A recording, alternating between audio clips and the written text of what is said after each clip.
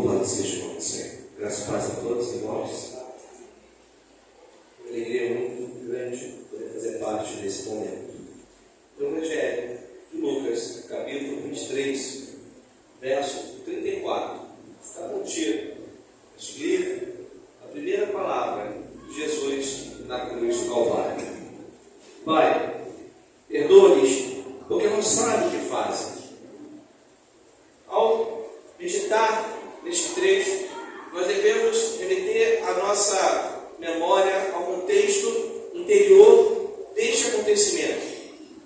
Jesus, julgado, condenado, depois de passar pela via cruz, açoitado, ultrajado, humilhado, sem ter culpa nenhuma, é direcionado, colocado no lugar chamado Calvário, e ali, entre os malfeitores, estava Jesus em sofrimento profundo, com as dores, com a agonia, com a solidão, o abandono.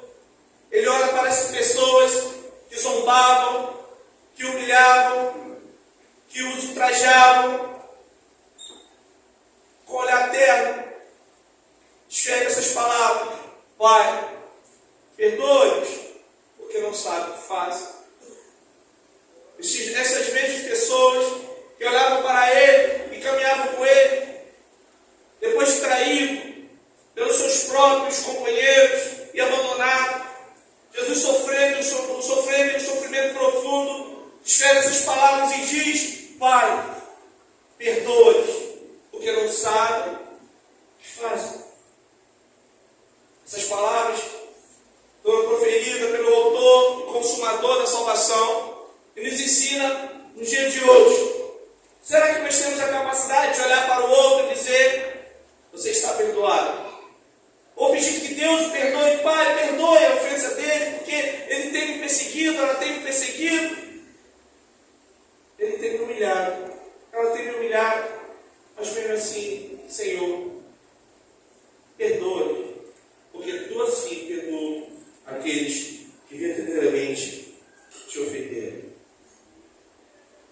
Essas palavras, em sua profundidade, devem ter a consideração de uma reflexão profunda, porque depois de desferidas na cruz, perdoa daqueles que ofenderam o nosso Jesus, aqueles da qual estavam ali para fazer-lhe o mal, e Jesus retribui para todos o mal que recebeu com o bem do perdão. E assim, nós possamos, neste culto, nesta semana, em nossas vidas, refletir sobre tais palavras tão profundas que nos ensinam o caminho perfeito da salvação em Cristo Jesus. Fiquem com Deus. Leve essas palavras no coração de cada um de vocês. Leve essa oportunidade.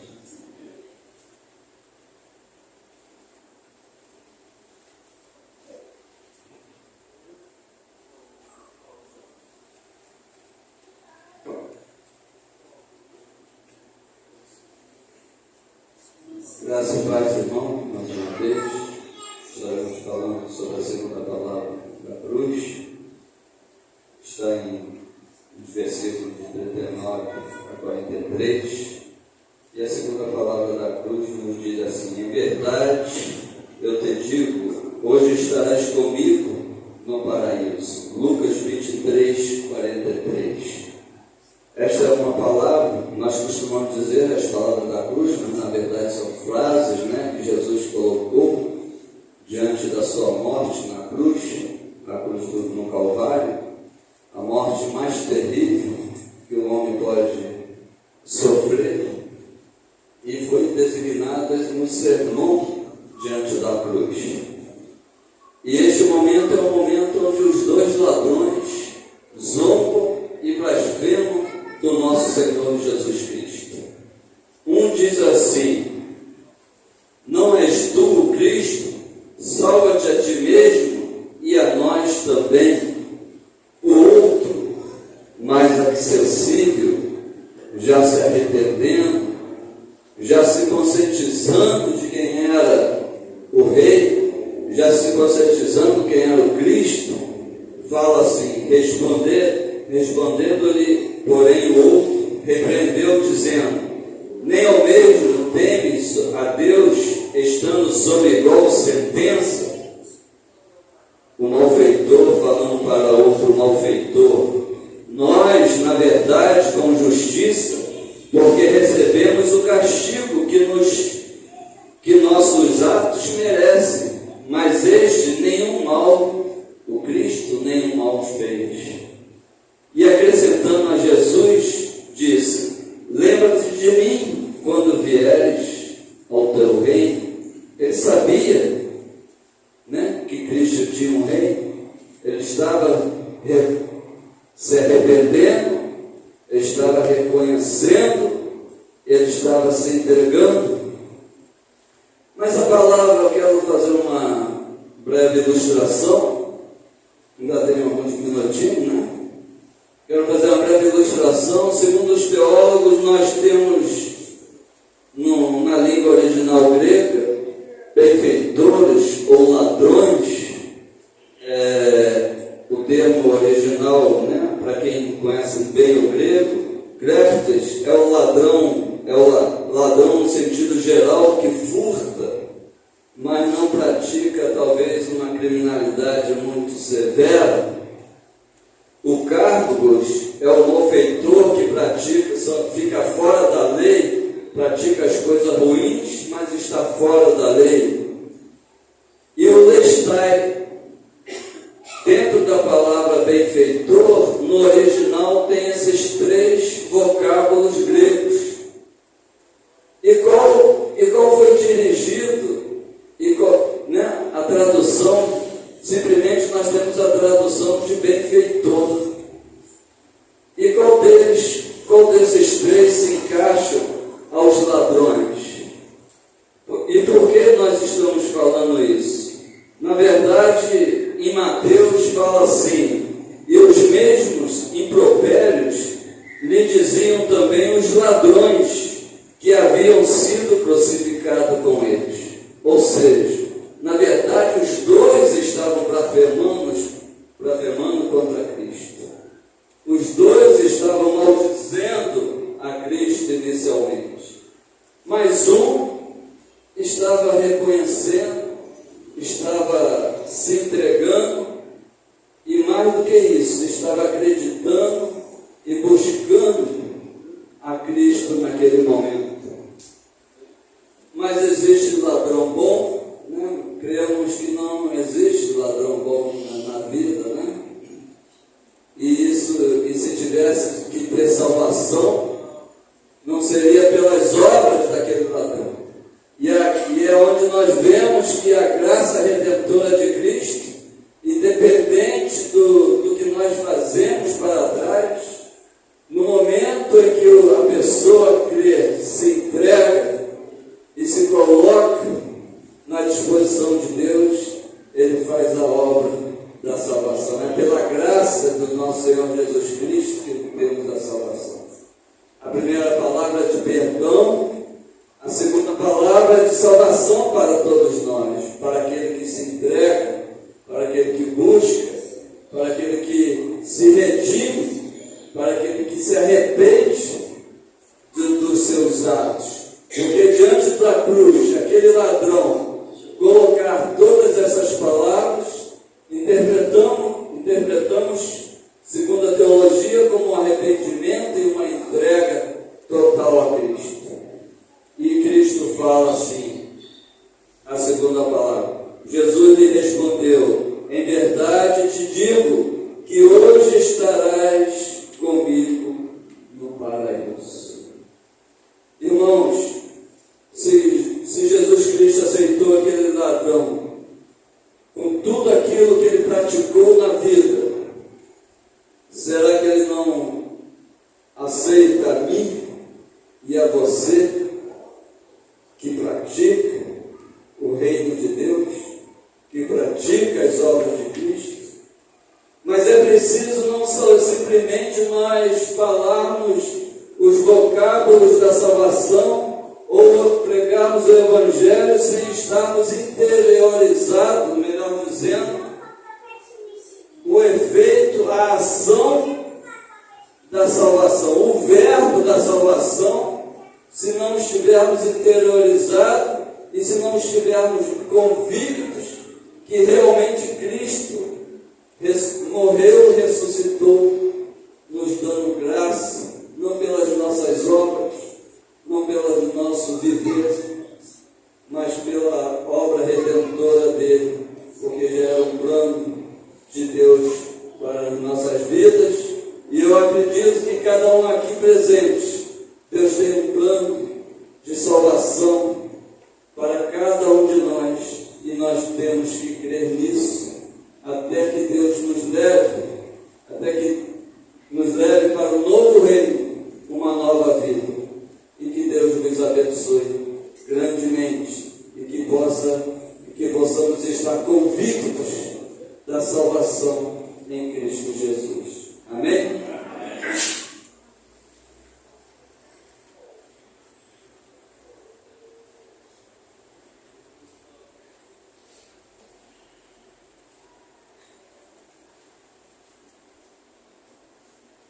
Graças a paz seja por todos.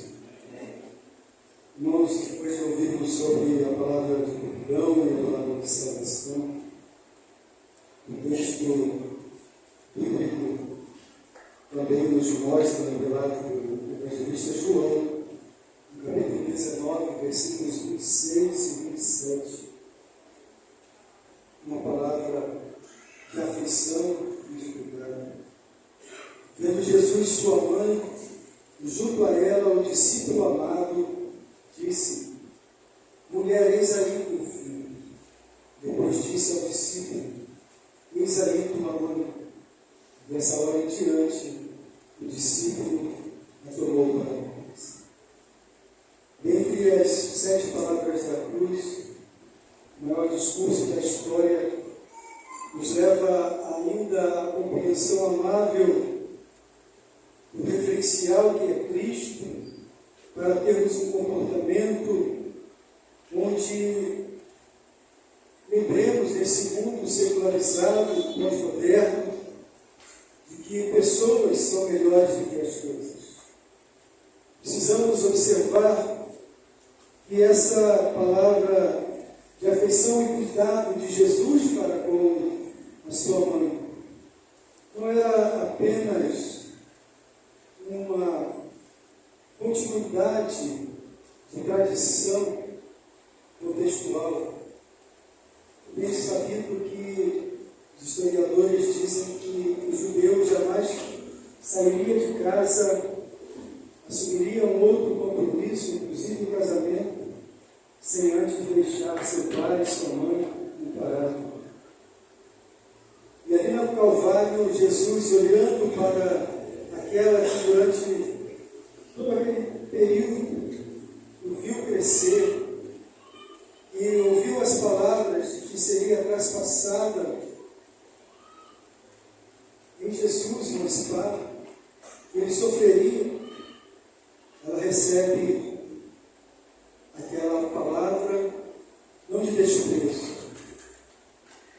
não que Jesus estivesse deixando sua mãe, mas ela estava observando e dando a ela a oportunidade de compreensão de que ela tinha um filho e ganhava um Salvador.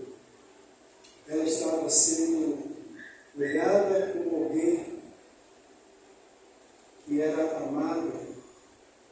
Ali estava com ela aquele apóstolo que, quando pastoreando a igreja de Éfeso, a levou consigo. Maria, a mãe de Jesus, ficou sob os cuidados de João. E a lição que temos aqui, nessa questão de obediência e fé a Jesus, precisamos nos tornar referenciais como Jesus também. Termos respeito, grande estima por aqueles que estão ao nosso redor, nos importando com aqueles que nos amam, cuidando daqueles que o Senhor nos confia, E é o Senhor mesmo que ensina para a igreja, dizendo: não andeis ansiosos. Esta noite, onde lembramos todo esse ato vicário, porque Jesus morreu no meu e no seu lugar, podemos observar também que Jesus está querendo que cada um de nós saiamos daqui confiando que Ele, que ali naquele grande sofrimento foi capaz de lembrar-se do cuidado para com a sua mãe, Ele também olha para mim, olha para você, para cada um de nós. Não se importa com eu e com o seu problema, com aquilo que incomoda no âmago, no íntimo. Jesus, ali morrendo, Ele trouxe provisão para a sua mãe. Vivemos num mundo onde estatísticas apontam que filhos estão abandonando os pais da vez. Vivemos num mundo onde os recursos financeiros têm falado mais alto. Contudo, cuidar, dedicar-se como irmãos em Cristo, devemos ter que, olhando para a cabeça da igreja, sejamos como a igreja chamada primitiva, e até mesmo querendo a volta iminente do Cristo, vendiam seus bens, socorriam uns aos outros, então somente se importavam na expectativa gloriosa da volta do Senhor Jesus. Esse Senhor Jesus que sofreu ali no Calvário, Ele olhou para aqueles a quem amava. Nesta noite você não pode sair daqui sem ter essa convicção. Ele competiu. Ele tem um cuidado especial para com você. Ele que venceu a morte, venceu a cruz. Ele diz à sua igreja, a cada um de nós, que não faremos com Ele em glória eterna. Estarei convosco todos os dias. Eu estarei até a próxima serviço. Deus abençoe a tua vida.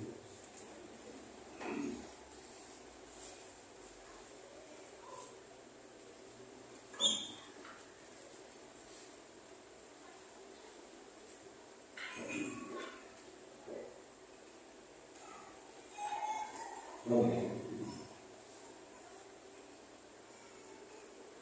Palavra do Senhor, na sequência, na ordem das frases ditas por Jesus, capítulo 27 do Evangelho de Mateus, verso 46.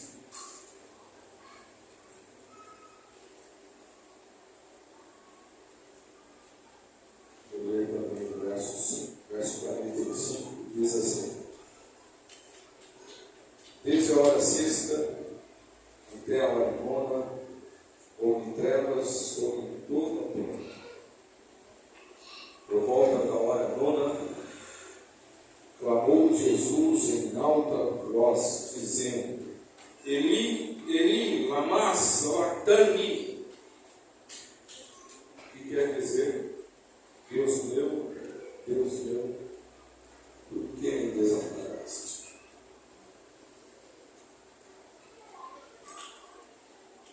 Ficar sozinho no sofrimento é algo angustiante. E eu creio que é angustiante para ambas as partes. Para aquela família, para aquele pai de uma criança, para aquele esposo, para aquela esposa que tem de deixar o seu ente querido no hospital devido à enfermidade, não podemos sofrer com ele a dor que ele está sofrendo, não podemos sofrer com ele a angústia que ele está sofrendo, não poder sofrer com ele o trauma que ele está sofrendo, sendo obrigado a ver, a assistir e a se colocar diante de Deus, a fim de que ele possa, pelas ações médicas, pelas ações de medicamento, voltar para a sua casa. É difícil para nós isso. Passei isso há pouco tempo, quando internado pela Covid. Ficamos sozinhos, aguardando a possibilidade de retornarmos para o nosso lar. A dor do desamparo, a dor do abandono, talvez será grande para qualquer um de nós. São sentimentos pessoais, são sentimentos que por si só, sendo subjetivos, é uma experiência individual, particular de cada um. Mas quando olhamos para o Senhor Jesus, nós vemos que o seu grito, o seu clamor se torna ainda mais retumbante diante das questões envolvidas naquele sofrimento. O sofrimento do abandono de Jesus. Não foi agora que começou esse sofrimento. Começou quando Jesus disse que ele agora seria glorificado. Lá no Evangelho de João, capítulo 13, verso 31, porque o traidor foi indicado. Judas foi dito: o que tens para fazer, faze-o depressa. O abandono de alguém que foi seu amigo, que esteve com ele na caminhada e que agora volta a virar as costas. O abandono de Jesus segue quando o Senhor Jesus, no capítulo 16 do Evangelho de João, dizendo: agora é chegada a hora em que me deixarei só. Contudo, não estou só, porque o Pai está comigo. Ele diz: no mundo passareis por aflições, mas tende bom ânimo. Eu venci o mundo. E vejam só que quando Jesus declara que venceu o mundo, ele estava sozinho. Sozinho. Porque chegou Judas e a tropa com ele prenderam Jesus e os discípulos se dispersaram. Cada um foi para um lado. A ponto de Pedro, sobre o qual seria edificada a igreja, ou sobre qual a responsabilidade de conduzir essa igreja agora, havia negado 3 vezes.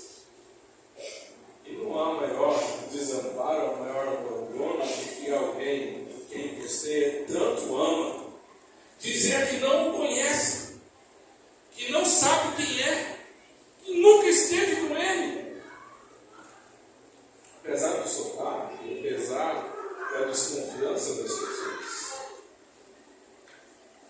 não houve desamparo maior para Jesus do que quando ele estando ali no Getsemane e ele tendo de orar sozinho, enfrentando aquele momento de solidão e angústia, antevendo o seu próprio sofrimento, e como ele mesmo dissera, é um cálice que só ele poderia beber, mesmo que Pedro quisesse segui-lo. Mas Jesus disse: você pode até ir comigo, mas o cálice que eu estou para beber, eu vou ter de bebê-lo sozinho. Sozinho. Não há maior desamparo, a não ser talvez o sentimento do desamparo de Deus Pai. E ele cita então o Salmo 22, mostrando para nós que apesar da aflição, apesar da angústia que está sofrendo naquele momento, e haja vista que é um período de trevas sobre Jesus, e qual nós não conseguimos descrever o que estava acontecendo a Jesus entre o meio-dia e as 3 horas da tarde. A não ser que o texto diz que houve trevas. 3 horas de trevas. 3 horas de angústia. 3 horas de escuridão, 3 horas de agonia, 3 horas de dor, pendurado naquele madeiro, 3 horas de sofrimento, 3 horas de dores externas pelo abandono de todos, e 3 horas de dores internas no seu próprio corpo, na sua alma, angustiada pelo desamparo, pelo desprezo, pela rejeição. Até o momento em que ele se volta para o Pai e diz: Deus meu, por que me desampara? O Deus revelado dirigindo-se ao Deus oculto. O Deus oculto com as mãos dadas, com as mãos postas sobre o sacrifício que estava ali a oferecer Ele, Deus, pelo perdão dos nossos pecados. Não foi necessariamente um abandono ou um desamparo, mas é a dor de um Pai que nos ama, tendo de entregar seu próprio Filho em sacrifício pelos nossos pecados, para ver cumprir-se nele todo o seu amor. Certamente ninguém tem maior amor do que este, a ponto de entregar o seu Filho, o seu único Filho, para que todo que nele crê não pereça, mas tenha vida. Às vezes você também poderá sentir-se abandonado por Deus. Algumas vezes em sua vida, você vai desconfiar de que Deus talvez não esteja nem aí para o seu sofrimento. Mas o fato de você ouvir o seu silêncio, o fato de você não ver suas ações, não significa dizer que Ele não esteja fazendo nada por sua vida. Porque se nosso pai ou nossa mãe nos desampararem, Deus nunca nos desamparará. Deus não abandonou Jesus. Simplesmente o estava glorificando, sustentando, fortalecendo para enfrentar a realidade dura do seu sofrimento. E para isso precisava de um Pai ao seu lado, mesmo no seu leito de morte. O Senhor nos abençoe e nos ampare sempre.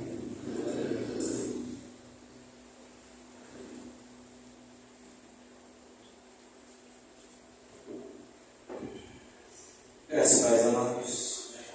Evangelho de João, capítulo 19, versículos 28 e 29, diz assim: Depois, vendo Jesus que tudo já estava consumado, para se cumprir a Escritura, disse: Tenho sede. Estava ali um vaso cheio de vinagre, e beberam de vinagre uma esponja, e fixando-a num caniço de suco, lhe achegaram a boca. Boca ressecada, olhos secos, garganta ressecada, nariz ressecado a ponto de sangrar. Não sei se você já sentiu verdadeiramente o que é sentir sede. O que é ter sede? Sede é algo terrível. Sentimos quando ficamos um período sem água, nossos lábios rachando, nosso corpo desidratado, ainda mais quando se sangra. Porque, como já vimos até aqui, nosso Senhor Jesus Cristo estava lidando com a dor, feridas, sofrimento, sangramento, agonizando. E se tem uma palavra que resume bem a quinta expressão de Jesus e palavra de Jesus na cruz, é a agonia. Sede, sentir sede verdadeiramente é sentir a agonia.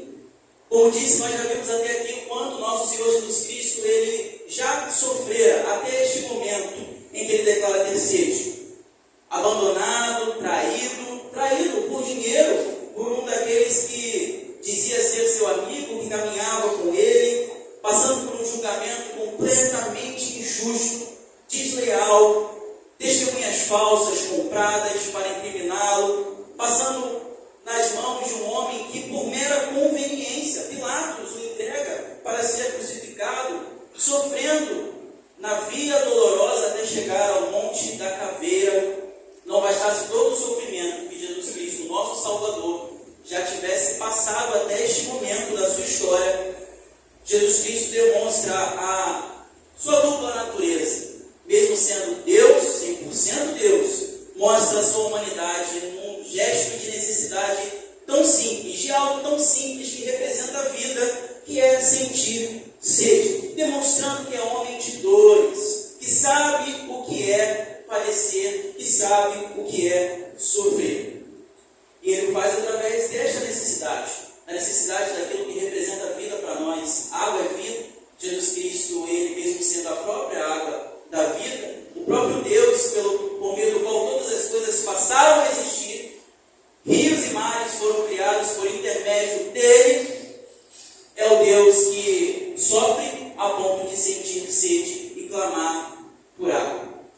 E o mais curioso de tudo isso, meu irmão, minha irmã, é perceber a perversidade do ser humano, que o ser humano pecador é capaz, porque não há oportunidade ali, ainda que num momento pequeno, em meio a tanta maldade, aqueles homens puderam suprir uma necessidade de Jesus, mas pelo contrário, mostrando mais crueldade ainda, lhe deram vinagre para beber. Vinagre aqui é simbólico também, tal como o vinho nas escrituras representam vida, o vinagre representa o próprio ódio, a própria morte. Ao contrário da expressão de amor de Jesus Cristo na cruz, ao se entregar para nos salvar, nós temos o oposto disso representado na perversidade e maldade humana de embebedar uma chopa com vinagre e colocar na boca de Jesus. E sabe por que, meu irmão, minha irmã, ele suporta tudo isso? Porque ele suporta isso também. Não apenas a dor, não apenas a traição, não apenas a angústia, mas a sede e o ódio expresso naquele pano, naquela estopa cheia de vinagre que é colocado em sua boca. Ele passa por tudo isso por amor. É por amor que Jesus Cristo passa por tudo isto na cruz do Calvário. Porque o nosso Senhor Jesus Cristo, ele tinha plena consciência de que tudo aquilo que ele estava passando naquelas horas agonizantes e agoniantes na cruz do Calvário fazia parte do plano eterno do nosso Criador para salvar e redimir a sua criação caída. Nós somos redimidos na cruz do Calvário, neste ato de amor que levou Cristo a suportar tamanha humilhação e sofrimento ao ponto de sentir sede e não ter a sua sede saciada. O Pai envia o Filho em total obediência e voluntariedade se dá, mesmo que isso representasse ao nosso Senhor Jesus Cristo esse extremo sofrimento, essa extrema angústia. Sabe o que nos conforta em meio a tudo isso? Saber, meu irmão, minha irmã, que este homem de dores que teve a agonia da sede na cruz é também o Deus eterno, encarnado, o Messias, aquele que se apresenta à mulher samaritana à beira de um poço, pegando água, e se apresenta a ela como a própria fonte de água da vida, cuja a sede mata totalmente. Eu encerro dizendo, meu irmão, minha irmã, se o nosso Senhor Jesus Cristo ele sentiu sede, eu e você não precisamos sentir. Eu e você podemos não sentir sede a partir do momento em que passamos a beber dele que é a fonte inesgotável, do qual dele fluem fontes inesgotáveis, rios inesgotáveis de água viva. Esse é o nosso Salvador. E Deus assim te abençoe, meu irmão, minha irmã, em nome de Jesus.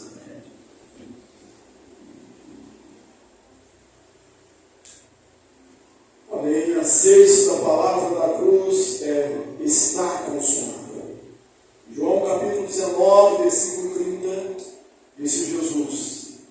está consumado. Os evangelhos sinóticos não nos trazem essa palavra. A Santo Mateus, como Marcos e Lucas, dizem que Jesus deu um grito, um grande grito. Ele bradou. E vemos que ele bradou exatamente essas palavras. Está consumado.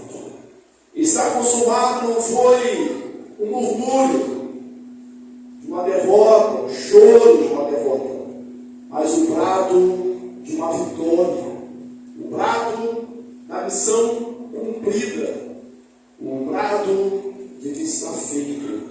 Essa sexta palavra é a palavra da vitória. Essa expressão na língua grega é tetelestai, e essa expressão hoje sugere pelo menos 4 analogias. A primeira delas, um contexto doméstico, um contexto familiar, quando o pai dá uma tarefa para o seu filho, e o filho obedientemente cumpre essa tarefa, e volta para o pai, dizendo: pai, eu cumpri a tarefa. Pai, eu fiz o que o Senhor mandou. E o Senhor Jesus veio a este mundo, conforme diz o textual das Escrituras. Porque Deus amou o mundo de tal maneira que deu seu Filho unigênito, para que todo aquele que nele crê não pereça, mas tenha vida eterna. Logo no início dos Evangelhos, nós vemos que o nome dele seria Jesus, porque ele salvaria o seu povo dos pecados dele, na cruz do Calvário. Aquilo que para os homens poderia ser uma derrota, era um brado de vitória. Era o Filho apresentando ao Pai a sua obra concluída. Pai, está feito. A segunda analogia é uma analogia comercial. Quando alguém paga, quando alguém quita uma dívida e recebe ali um carimbo, está pago. Está consumado. Não há mais dívida. E nós sabemos que naquela cruz, Jesus estava pagando a nossa dívida. Um preço que nem eu nem você, nem nenhum ser humano na face da terra tem condição de pagar.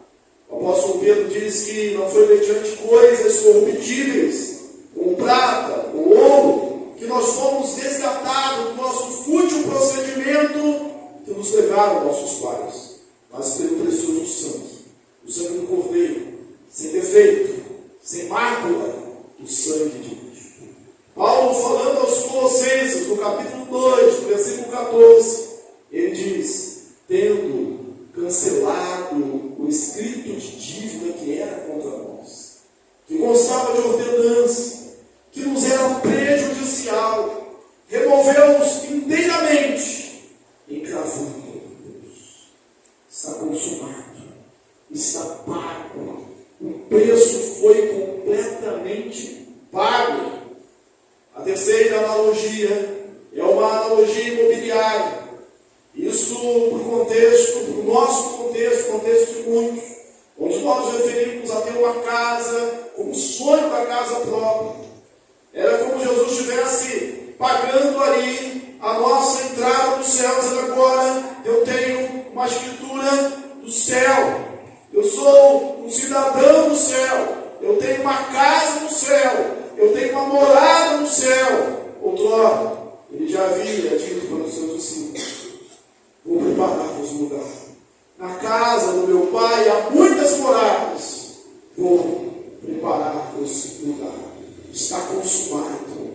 É aquela escritura definitiva que alguém recebe quando quita o pagamento da sua casa. Está consumado, está feito, está pago. A quarta e última analogia é a analogia judicial. Alguém estava preso, condenado, e agora foi paga a dívida. E se escreve na cela, na cadeia: está consumado, está pago, a dívida foi paga. E ninguém pode ser condenado 2 vezes pelo mesmo crime, pela mesma falta. A palavra de Deus diz em Romanos 8, versículo 1: e uma condenação há para os que estão em Cristo Jesus. Quando ele brada, está consumado, ele está dizendo, não resta mais nada para. Você não tem nenhuma condenação sobre você. Nenhuma condenação para os que estão em Cristo Jesus. Está consumado é o brado da vitória.